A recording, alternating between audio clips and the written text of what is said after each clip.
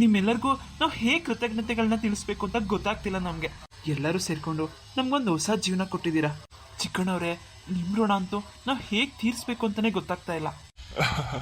ಶರಣ್, ಅದೆಲ್ಲ ಏನಿಲ್ಲ ಬಿಡಿ. ಮೀನಾ ಬಂದ್ಬಿಟ್ಟು ನಮ್ ಊರ್ ಹುಡುಗಿ. ಚಿಕ್ಕ ವಯಸ್ಸಿಂದ ನಾನು ಅವಳನ್ನ ನೋಡಿದೀನಿ. ನಮ್ಮನ್ನ ನಂಬ್ಕೊಂಡು ಅವಳು ನಮ್ಮ ಮನೆಗೆ ಬಂದ್ಲು. ನಾವು ಅವಳಿಗೆ ಅಷ್ಟು ಸಹಾಯ ಮಾಡಿಲ್ಲ ಅಂದ್ರೆ ಹೇಗೆ? ಅದ್ರಲ್ಲೂ ನೀವು ಅವಳಿಗೆ ಒಳ್ಳೆ ಜೋಡಿ. ನೀವಿಬ್ರು ಯಾಕೆ ಈ ರೀತಿ ಮಾಡಿದ್ರಿ ಅಂತ ನಾವು ಕೇಳೋದಕ್ಕೆ ಹೋಗೋದಿಲ್ಲ. ಆದ್ರೆ ಇನ್ನು ಮುಂದೆ ಈ ರೀತಿ ಎಲ್ಲ ಎಡ್ವರ್ಟ್ ಮಾಡ್ಕೊಳಕ್ ಹೋಗ್ಬೇಡಿ. ಇನ್ಮೇಲೆ ನಿಮ್ಮಿಬ್ರಿಗೆ ತೊಂದರೆ ಕೊಡಕ್ಕೆ ಯಾರು ಬರೋದಿಲ್ಲ. ಜೋಡಿ ಹಕ್ಕಿಗಳ ತರ ಇರ್ಬೋದು. ಹೌದಪ್ಪ ಚಿಕ್ಕಣ್ಣ, ಒಳ್ಳೆಯವ್ರಿಗೆ ಯಾವತ್ತಿದ್ರೂ ಒಳ್ಳೇದೇ ಆಗೋದು. ನಿನ್ನ ಆ ದೇವರು ಚೆನ್ನಾಗಿಟ್ಟಿರ್ಲಪ್ಪ. ನಿನ್ನಿಂದ ನನ್ನ ಮಗಳಿಗೊಂದು ಒಳ್ಳೆ ಜೀವನ ಸಿಕ್ಕಿದೆ. ಅವಳು ನನ್ನ ಜೊತೆ ಹಳ್ಳಿಲೇ ಬಿದ್ದಿದ್ರೆ ನಿಜವಾಗ್ಲೂ ಈ ರೀತಿ ಎಲ್ಲ ಮದುವೆ ಮಾಡ್ಕೊಳಕ್ ಆಗ್ತಿತ್ತಾ? ಆಂಟಿ, ನೀವೇನು ತಲೆ ಕೆಡ್ಸ್ಕೋಬೇಡಿ. ಶರಣ್, ನಿನ್ಗೊಂದು ಕೆಲ್ಸನ ನಾನ್ ನೋಡಿದೀನಿ. ತಿಂಗಳಿಗೆ 20,000 ರಿಂದ 25,000 ಸ್ಯಾಲ್ರಿ ಇರುತ್ತೆ. ಸದ್ಯಕ್ಕೆ ಸ್ಟಾರ್ಟಿಂಗ್ ಹಂಗಿರುತ್ತೆ. ನೀನ್ ಕೆಲ್ಸ ನೋಡಿ ಆಮೇಲೆ ಅವರು ಸಂಬಳನ ಜಾಸ್ತಿ ಮಾಡ್ತಾರೆ. ಜೊತೆಗೆ ನಿಮ್ಗೆ ಕೆಲ್ಸದ ಹತ್ರನೇ ಯಾವ್ದಾದ್ರು ಮನೆಗಳನ್ನ ನೋಡೋಣ ಅಂತ ಇದ್ದೀನಿ. ಲೀಸ್ಗೆ ನಾನೇ ಕೊಡಿಸ್ತೀನಿ. ಆಮೇಲೆ ಬೇಕಾದ್ರೆ ಸ್ವಲ್ಪ ಸ್ವಲ್ಪನೇ ತೀರ್ಸಿ. ಚಿಕ್ಕಣ್ಣ, ಪರವಾಗಿಲ್ಲ ಬಿಡು, ನಾವು ಬಾಡಿಗೆ ಮನೆಯಲ್ಲೇ ಇರ್ತೀವಿ. ಬೇಡ ಮೀನಾ, ಬಾಡಿಗೆ ಮನೇಲಿದ್ರೆ ನೀವು ದುಡಿಯೋದೆಲ್ಲ ಬರೀ ಬಾಡಿಗೆಗೆ ಆಗೋಗುತ್ತೆ. ಲೀಸ್ಗೆ ತಗೊಂಡ್ರೆ ಬಾಡಿಗೆ ನಿಲ್ಲೋದಿಲ್ಲ. ಕರೆಂಟ್ ಬಿಲ್ಲು ಮತ್ತೆ ವಾಟರ್ ಬಿಲ್ ಕಟ್ಟೋದಷ್ಟೇ. ಸ್ವಲ್ಪ ದುಡ್ಡನ್ನ ಉಳಿತಾಯ ಮಾಡ್ಬೋದು. ಹಾಗಲ್ಲ ಚಿಕ್ಕಣ್ಣ, ಸುಮ್ನೆ ನಿಂಗೆ ಯಾಕೆ ತೊಂದ್ರೆ? ಇರ್ಲಿ ಮೀನಾ, ಮೊದ್ಲು ನೀವು ಫಸ್ಟ್ ಸೆಟಲ್ ಆಗಿ. ಮೊದ್ಲು ಖರ್ಚು ಜಾಸ್ತಿನೇ ಇರುತ್ತಲ್ವಾ ಸಂಸಾರ ಅಂದ್ಮೇಲೆ. ಯಾವ್ದಾವ್ದಕ್ಕೆ ಎಷ್ಟೆಷ್ಟು ಖರ್ಚು ಮಾಡ್ಬೇಕು, ಹೇಗ್ ಖರ್ಚು ಮಾಡ್ಬೇಕು ಅಂತ ತಿಳ್ಕೊಳ್ಳಿ. ನಿಮ್ಗೂ ಅಭ್ಯಾಸ ಆಗ್ಲಿ. ಆಮೇಲೆ ಚೀಟಿ ಗೀಟಿ ಹಾಕೊಂಡು ಸ್ವಲ್ಪ ಸೇವ್ ಮಾಡಿ. ದುಡಿಯೋದೆಲ್ಲ ಬರೀ ಬಾಡಿಗೆಗೆ ಹೋಗೋದ್ ಬೇಡ. ತಿಂಗಳಲ್ಲಿ ಸ್ವಲ್ಪ ಸ್ವಲ್ಪನೇ ಎಷ್ಟೆಷ್ಟಾಗುತ್ತೋ ಅಷ್ಟು ನನಗೆ ವಾಪಸ್ ಕೊಡಿ. ಬಡ್ಡಿ ಗಿಡ್ಡಿ ಎಲ್ಲ ಏನ್ ಬೇಡ. ಸರಿ ಚಿಕ್ಕಣ್ಣವ್ರೆ, ತುಂಬಾ ಥ್ಯಾಂಕ್ಸ್. ಈ ರೀತಿ ಸಹಾಯನ ಯಾರು ಮಾಡ್ತಾರೆ ಹೇಳಿ ಈಗಿನ ಕಾಲದಲ್ಲಿ? ನಮ್ಮ ಅಪ್ಪ ಅಮ್ಮನೆ ಇನ್ ಯಾವ್ದಕ್ಕೂ ಲಾಯಕ್ಕಿಲ್ಲ ಅಂತ ನನ್ನನ್ನ ಮನೆಯಿಂದ ಕಳಿಸ್ಬಿಟ್ರು. ಹಾಗ್ ಮನೆಯಿಂದ ಕಳ್ಸಿರೋರೆ ನಿಮ್ಮನ್ನ ಮನೆಗ್ ಕರ್ಕೋಬೇಕು. ನೀವ್ ಆ ರೀತಿ ಬದುಕಿ ತೋರಿಸ್ಬೇಕು. ಹೌದಪ್ಪ ಶರಣು, ಚೆನ್ನಾಗಿ ಬದುಕಿ ನಿಮ್ಮ ಅಪ್ಪ ಅಮ್ಮಗೆ ಒಳ್ಳೆ ಹೆಸರು ತಗೋಬರ್ಬೇಕು.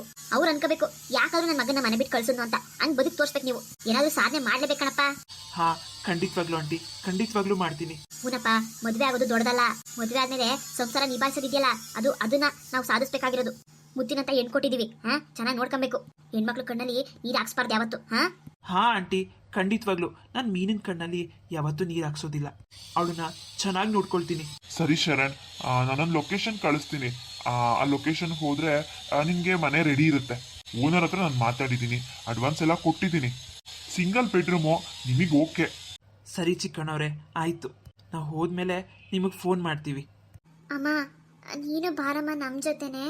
ನೀನೊಬ್ಳು ಏನ್ ಮಾಡ್ತೀಯಾ? ನಮ್ ಜೊತೆನೆ ಬಂದ್ಬಿಡಮ್ಮ.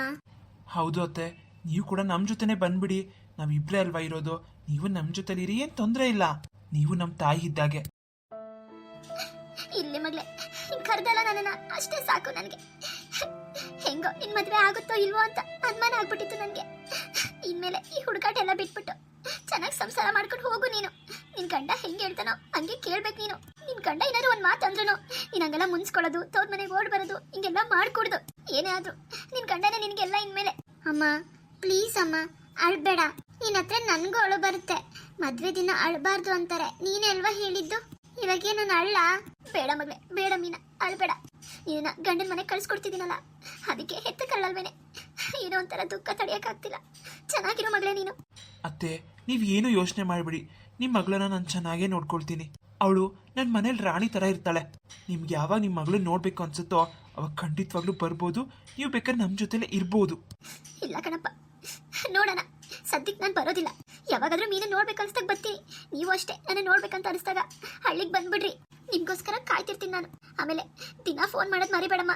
ನಿನ್ ಜೊತೆ ಮಾತಾಡಿಲ್ಲ ಅಂತ ಅಂದ್ರೆ ನನಗೆ ನಿದ್ದೆನೇ ಬರಲ್ಲ ಕಣೆ, ಊಟನೂ ಸೇರಲ್ಲ. ಹೆಂಗಿದ್ಯಾ, ಏನ್ ಮಾಡ್ತಿದ್ಯಾ ಅಂತ ನನ್ನ ಹತ್ರ ಹೇಳ್ತಾ ಇರು. ನಾನು ಕೇಳಿ ಖುಷಿ ಪಡ್ತೀನಿ.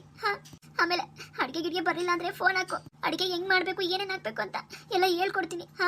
ಸರಿನಮ್ಮ, ಆದ್ರೆ ನೀನು ನಮ್ ಜೊತೆಲೆ ಇದ್ದೀರಿ ಚೆನ್ನಾಗಿರ್ತಿತ್ತಮ್ಮ. ನೀನೊಬ್ಳು ಊರಲ್ಲಿ. ಏನಾಗಲ್ಲ ಬಿಡೆ, ಇಷ್ಟ ದಿನ ನಾನು ಇರ್ಲಿಲ್ವಾ ಊರಲ್ಲಿ? ನನ್ ಬಗ್ಗೆ ಏನ್ ಯೋಚನೆ ಮಾಡ್ಬೇಡ. ನಿನ್ ಸಂಸಾರದ ಮೇಲೆ ಗಮನ ಇರ್ಲಿ ನಿಂಗೆ. ಅಲ್ಲಿ ಇಲ್ಲಿ ಅಕ್ಕಪಕ್ಕದವ್ರ ಮನೆಗೆಲ್ಲ ಓಡೋಕ್ ಕೂತ್ಕೋಬೇಡ. ಫಸ್ಟ್ ನಿನ್ ಮನೇಲೆಲ್ಲ ಕೆಲಸ ಮುಗಿಸ್ಕ. ಏನೇ ಆದ್ರೂ ಅಲ್ಲಿ ಇಲ್ಲಿ ಹೋಗೋದ್ ಬಿಟ್ಟು ಮನೆಲ್ಲ ಇರು. ಆದಷ್ಟು ಒಬ್ಳೆ ಐತಿ ಮನೇಲಿ ಬೇಜಾರು ಅಂತ ಅಲ್ಲಿ ಇಲ್ಲಿ ಹೋಗಿ ಕೂತ್ಕೊಂಬೇಡ. ಸರಿನಮ್ಮ, ಆಯ್ತು. ಸರಿ ಶರಣ್, ಕಾರೆಲ್ಲ ರೆಡಿ ಇದೆ. ನೀವು ಹೋಗ್ತಾ ಕಾರಲ್ಲೇ ಹೋಗ್ಬೋದು. ಸರಿ ಚಿಕ್ಕಣ್ಣ. ಸರಿ ಬನ್ನಿ ಅಮ್ಮ, ನಾವು ಇನ್ನೊಂದು ಕಾರ್ ರೆಡಿ ಇದೆ, ಅದ್ರಲ್ಲಿ ಹೋಗೋಣ. ನಡಿಯಪ್ಪ, ಆಯ್ತು. ಶಿಲ್ಪ, ನೀನು ಬಾಣಿತನಕ್ಕೆ ಅಂತ ಹೋಗಿದ್ದಲ್ವಾ, ಮದ್ವೆಯಿಂದ ಬರಂಗಾಯ್ತು. ಮನೆಗೆ ಬರ್ತೀನಮ್ಮ? ಇಲ್ಲ ಅತ್ತೆ, ಮನೆಗೇನ್ ಬರೋದಿಲ್ಲ. ಹಾಗಿದ್ರೆ ಶಿಲ್ಪ ನಿನ್ನ ನಿಮ್ಮ ಅಮ್ಮನ ಮನೆಗೆ ಬಿಟ್ಬಿಟ್ಟು ನಾನು ಅಮ್ಮ ವಾಪಸ್ ಬರ್ತೀವಿ. ಹ್ಞೂ ಹಂಗೆ ಮಾಡೋಣ ಹೇಳಪ್ಪ ಚಿಕ್ಕಣ್ಣ. ಆಯ್ತು ನಡೀರಿ. ಮೀನಾ ನೀನು ಸ್ವಲ್ಪ ಗಾಡೀಲಿ ಕೂತಿರೋ, ಬಂದೆ. ಹಾ ಸರಿ ಆಯ್ತು. ಶಿಲ್ಪ ಹೇಗಿದ್ಯಾ? ನೀನು ಬಂದಿದ್ದು ನನಗೆ ತುಂಬ ಖುಷಿ ಆಯಿತು. ಹಾ ಶರದ್, ಎಷ್ಟು ಬದಲಾಗಿದ್ಯಾ ನೀನು. ಹೌದು, ನೀನು ಕೂಡ ತುಂಬ ಬದಲಾಗಿದ್ಯಾ. ಬದಲಾಗ್ಲೇಬೇಕಲ್ಲ. ಮದುವೆ ಆಗಿ 2 ವರ್ಷ ಆಯ್ತು ನಂದು. ಸಂಸಾರದಲ್ಲಿ ತುಂಬಾನೇ ಕಲ್ತಿದ್ದೀನಿ ನಾನು. ನೋಡಿದ್ರೆ ಗೊತ್ತಾಗ್ತಿದೆ. ಮುಂಚೆ ಥರ ತುಂಟುತನ ಎಲ್ಲ ಬಿಟ್ಬಿಟ್ಟಿದ್ಯಾ. ಈಗ ನೀನು ಆ ಶಿಲ್ಪ ಅಲ್ಲ. ಹೌದು, ಈ ಬದಲಾವಣೆಗೆಲ್ಲ ಕಾರಣ ನನ್ನ ಗಂಡ ಮತ್ತೆ ಅವ್ರು ತೋರಿಸೋ ಪ್ರೀತಿ ಕಾಳಜಿ. ಚಿಕ್ಕಣ್ಣ ತುಂಬ ಒಳ್ಳೆಯವರು. ಶಿಲ್ಪ, ಒಂದು ಸಮಾಧಾನ, ನೀನು ಚೆನ್ನಾಗಿದೆಯಲ್ಲ, ನನಗಷ್ಟೇ ಸಾಕು. ನಿನಗೆಲ್ಲಿ ಇಷ್ಟ ಇಲ್ದಿದ್ದು ಮದುವೆ ಮಾಡಿಬಿಟ್ಟಿದ್ದಾರೋ, ನೀನು ಎಲ್ಲಿ ಕಷ್ಟಪಡ್ತಿದ್ಯೋ ಅಂತ ನನಗೆ ಚಿಂತೆ ಆಗಿತ್ತು. ಆದರೆ ನೀನು ತುಂಬ ಸುಖವಾಗಿದೆಯಾ. ಮುದ್ದಾದ ಮಗು ಆಗಿದೆ, ಒಳ್ಳೆ ಗಂಡ, ಒಳ್ಳೆ ಮನೆ, ಇನ್ನೇನು ಬೇಕು ಹೇಳು. ಹೌದು ಶರತ್, ಹೌದು. ನಿನಗೂ ಅಷ್ಟೇ ಒಳ್ಳೆ ಹೆಂಡತಿನೇ ಸಿಕ್ಕಿದ್ದಾಳೆ. ಮೀನಾ ತುಂಬಾ ಒಳ್ಳೆ ಹುಡುಗಿ. 1 ವರ್ಷ ನಾನು ಅವಳ ಜೊತೆಲಿ ಇದ್ನಲ್ಲ, ಆಗಲೇ ನನಗೆ ಗೊತ್ತಾಗೋಯ್ತು. ಸ್ವಲ್ಪ ಮುದ್ದೆ, ಸ್ವಲ್ಪ ನೀನು ಅರ್ಥ ಮಾಡ್ಕೊ. ಸರಿ ಶಿಲ್ಪ, ಆಯ್ತು.